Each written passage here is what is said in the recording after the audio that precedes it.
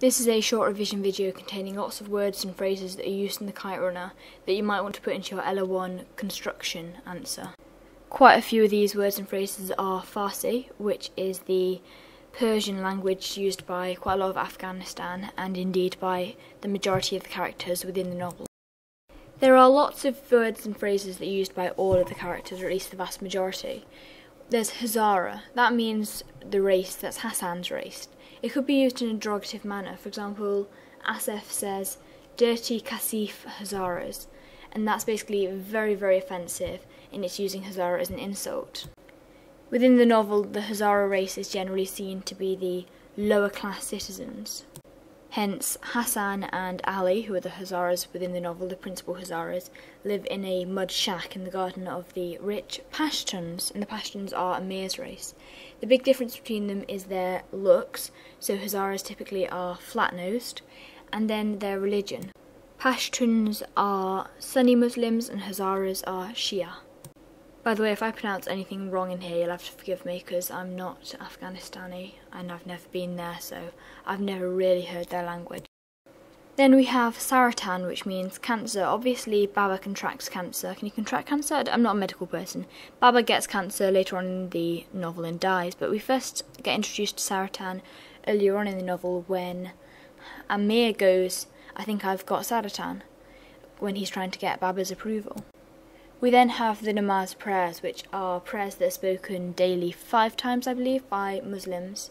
Farsi is the language spoken in Afghanistan. It's Persian. I believe that half of Afghanistan speaks Farsi and half speaks Dali or something like that.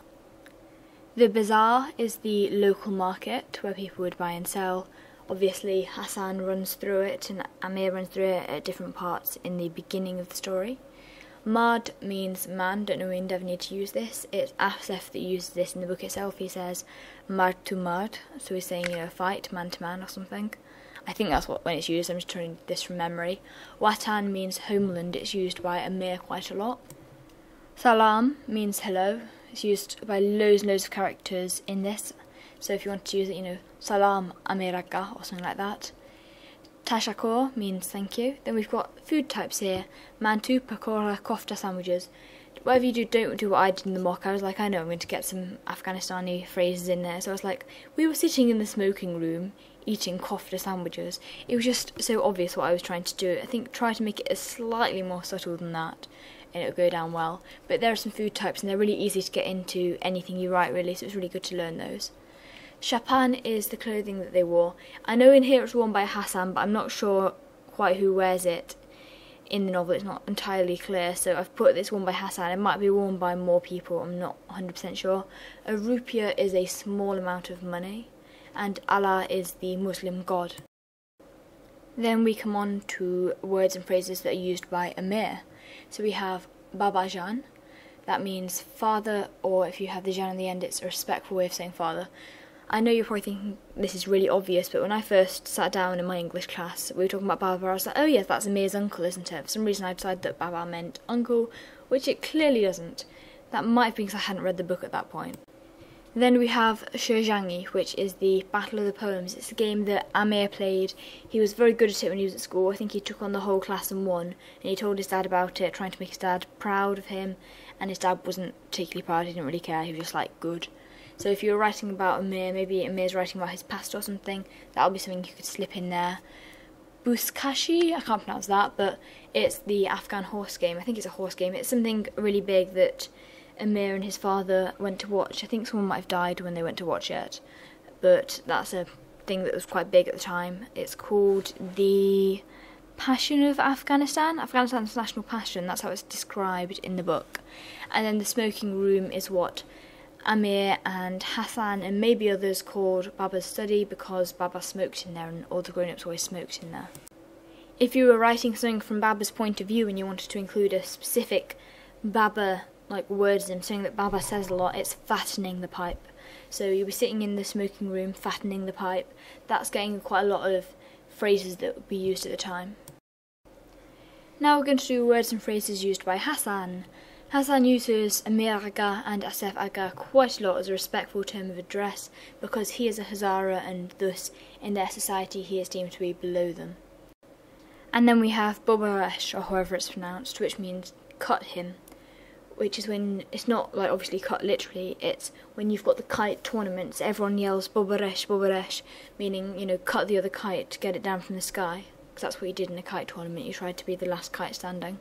So this is the word you'd probably try to slip in if you needed for some reason to describe the atmosphere of a kite flight. Kite flight, kite fight, I've got no idea what you'd call it. Kite tournament, that's the one. It's also interesting to read Hassan's letters. I definitely advise you reading his letters to Amir before going into the exam, simply to get a feel of Hassan's voice just in case he does come up in the productive part.